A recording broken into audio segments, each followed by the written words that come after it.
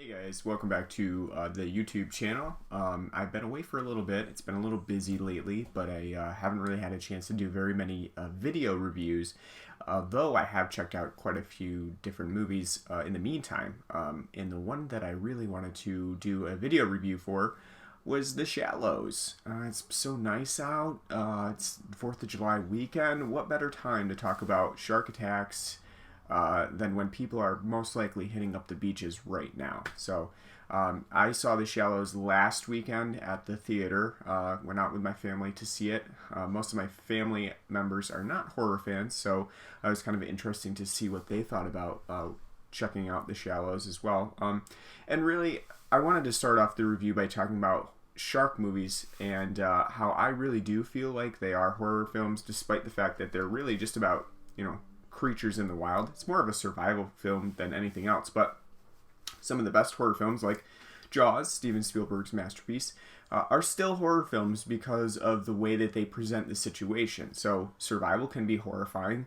If you've seen The Revenant with Leonardo DiCaprio, you know that there's a pretty terrifying bear scene in that film. And in that scene, I would definitely call that a horror scene. It's not so much about killers and monsters and things like that are attacking people, but it's still a very scary situation that we can derive horror from. And so I consider The Shallows a horror film because of its slow, it has a slow pacing, it has a very focused storyline on this one individual as she attempts to evade a shark that just basically is hunting her down. So if you think about like monster films are kind of like mutated creatures. The same type of scenario applies to The Shallows. And luckily with The Shallows, we get a lot of footage of Blake Lively. And that is never anything that I'm going to say no to. There have been a few films that I haven't really loved that she was in, like The Age of Adeline. Got dragged to that one at the theater. Kind of the problem with making your significant other go to the movies to see a horror film is that you also have to reciprocate with the romantic dramas that she wants to see as well. So, but I did see that one, wasn't a huge fan, but Blake Lively in this one definitely caught my attention. Get a little bit of a booty shot really quick there with the top of her buns. And definitely can't go wrong because The Shallows really makes a lot of use out of her body in general. So definitely not going to go wrong there. But I mean, all in all, Blake Lively really holds The Shallows together. She does a very good job here. And for most of the film, it's really just her. She's the only person that is featured in this film. There's a couple of minor characters, people that she meets when she's at this secret beach that she finds, but for the most part it is Blake Lively basically fending for herself at this secret beach as she gets stuck on an island in the middle of the water that is, based on the film's title, as part of The Shallows. And so she is trying to fight off this shark who basically just keeps circling around this small island. And so it takes place during about a day where the tide keeps coming in and then it goes out. So when the tide comes in, that island becomes just like a little piece of rock that actually the shark can eat her on. But when the tide is out, she can actually stand on that. And she stands on that with her little buddy, who is the secondary character and also nearly shows up Blake Lively. His name is Steven Seagal, and he's one of the best parts of The Shallows, as you probably have seen from social media. People latch on to those types of animal characters that kind of take the suspense out of the film in significant portions where we're not looking to have that tension. And Steven Seagal really steals the show. He's a beautiful creature. He can't fly because his wing has been dislocated somehow, and so Blake Lively, not a veterinarian but studying to be a practicing doctor, sets his wing back, and it's a nice little friendship that they generate on the rock, and really that's probably the best emotional pathos that you get out of the film. The other part of it, though, that The Shallows attempts to infuse into this film about a shark and a woman is Blake Lively's character, Nancy, her backstory with her mother. So her mother used to come to this island that she's found, or this beach that she's found. It's a secret beach. No one really knows about it. There's a pregnant lady out in the horizon that people can see as a part of the land masses that are out there. And she enlists the help of a local to help her find this secret beach. And when she finds it, she tries to surf it just like her mother did.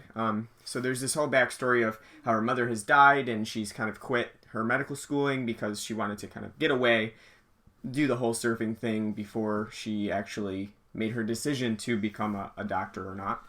And so the film kind of focuses on that in the beginning portion of it, and to its detriment a little bit, because honestly, Nancy doesn't really need a backstory for this film. She's already pretty much likable from the beginning. It's Blake Lively, guys. I mean, what else do you really need from that? But it doesn't really need that backstory, and it's all delivered in this really kind of cheesy exposition through the on-screen footage of Nancy's camera from her phone. So that's one thing that a lot of people probably are going to have difficulties accepting, is the pop-ups of the phone that come up on the screen kind of takes the person out of the realism when you're watching it. And that's one thing that I thought was a poor decision. I mean, yes, it's good to have that sort of backstory where you see her phone, you can see the FaceTime happening or the Instagram that she's flicking through. At the same time, it does take you out of the realism of this encounter, because really The Shallows wants you to think that this is a real event. It wants you to believe like you're watching, Shark Week on Discovery Channel, and there's really a shark attack that's going on, and you're basically following Nancy as she tries to survive. Well, when you throw those technological things into the mix, it doesn't work as well to keep the viewer invested like this is a real thing happening, especially when the camera's popping up every now and then with Instagram photos and videos on her phone. And really, we don't need that backstory with the mother, and we definitely don't need all of those check-ins in the beginning of the film with her father and her sister. It's kind of unnecessary at that point, and it doesn't add a whole lot to The Shallows once you get into the film itself, because for the most part, the running time is basically Nancy on a rock, with Steven Seagal sometimes, and a big old bad shark swimming around in the water, and basically Nancy's survival techniques to help her survive. And The Shallows excels at its survival aspects. Director Jaume Collet-Sara infuses the film with a lot of wide open shots of the water and the ocean. So it's very beautiful and majestic, but at the same time you're getting this impact that there's not very many people around. This is a secret beach. Not very many people know about it besides Nancy and some of the other surfers that are there. And so it's clear that Nancy's pretty alone here. There's not going to be anyone here to save her when she gets stuck out on that island, except for those two surfers who obliviously leave without really recognizing that she's still stuck on the island. So that's a great thing to have within this film, and it does add a lot of suspense to it.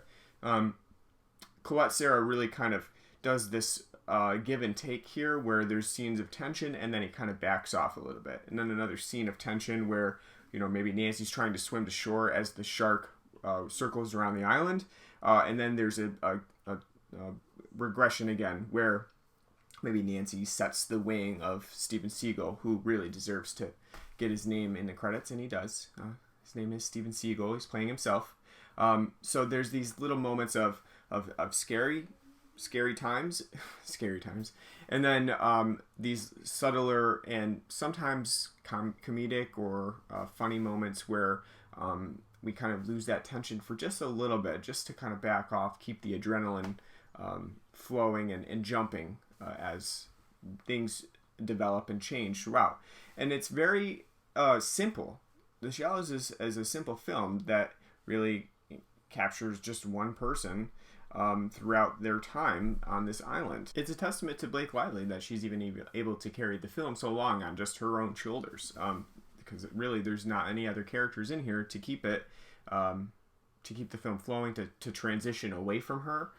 So really, besides the kind of creepy but welcome shots of Blake Lively's butt and wherever else that the director wanted to show on her body, she also carries this with a pathos that we are really rooting for her. We don't need that backstory that I spoke about earlier about her family. I mean, that's really unnecessary based on what we've already received from her, that she's a likable person.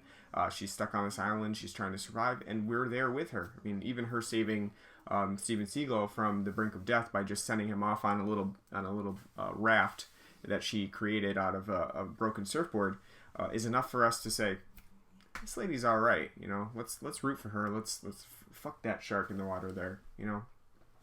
The one thing that The Shallows is missing that I was really hoping for was some motivation for the shark, though. I mean, what is up with him? Why is he targeting Nancy? I mean, she's a beautiful woman. What's his problem? What's his deal? There's no motivation there. I had a hard time believing in this shark. I mean, for one thing, I don't really think that sharks hunt around the same area for hours and hours if it's just a human, because sharks can really give a shit about humans for the most part. They're not really interested in them, and it's clear that he has some food around because there's a giant whale floating fucking 20 yards away. So I wanted to know, like, did Nancy like punch this shark's mother in the face in a different beach or something? I mean, what is the deal with this shark? It's really fucking angry, and you know, maybe it needs to take some counseling classes. Regardless, like I said before, there is a lot of realism to The Shallows, but at the same time, it is a film that blends the realistic aspects with some more B-movie, unbelievable aspects. And that's probably because The Shallows wants to differentiate itself from standard films like Jaws. Jaws is really about survival and about this man versus beast theme. And while The Shallows has that, there's also these B-movie moments that kind of border on Sharknado territory. The finale itself is kind of a question of whether of the physics in the water. I mean, does that really work? Does anybody really know? Can you like batarang through the water? Does that actually happen? Because I'd be interested. If I am going to the beach pretty soon, so I will need to know if that's something that I can try in the future. So you know, some of it is realistic, some of it is unbelievable, and I'm not saying that either one has to be here for a good shark film, but The Shallows is a really interesting film regardless of those areas. And if it had cut out that exposition, yes, it would have probably been about 80 minutes long and really short. But at the same time, I think that would have been okay. I mean, I don't think we needed that full-length development of, you know, the backstory behind her choice to come to this beach. Or even if we did need that, just a real quick synopsis of what happened. Not really dwelling on it, not that cheesy, crappy exposition delivery that we get throughout the film based on FaceTime calls and things like that. That portion of it where, you know, collet-sara kind of jumps into like found footage territory, especially with her final goodbyes that she delivers on her cell phone video. Really just forced onto the viewer in a way that becomes cheesy and predictable and not the best use of the film's time.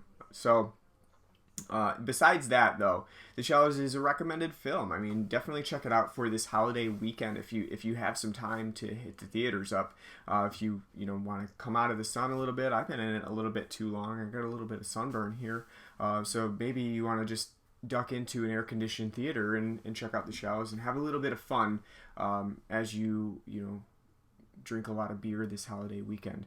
I definitely recommend it. I think it was a very entertaining film. It's not going to be one that you're going to sit around and think about with, that shark, I don't know what its deal was, but Steven Seagal was really good. I wanted to know more about him.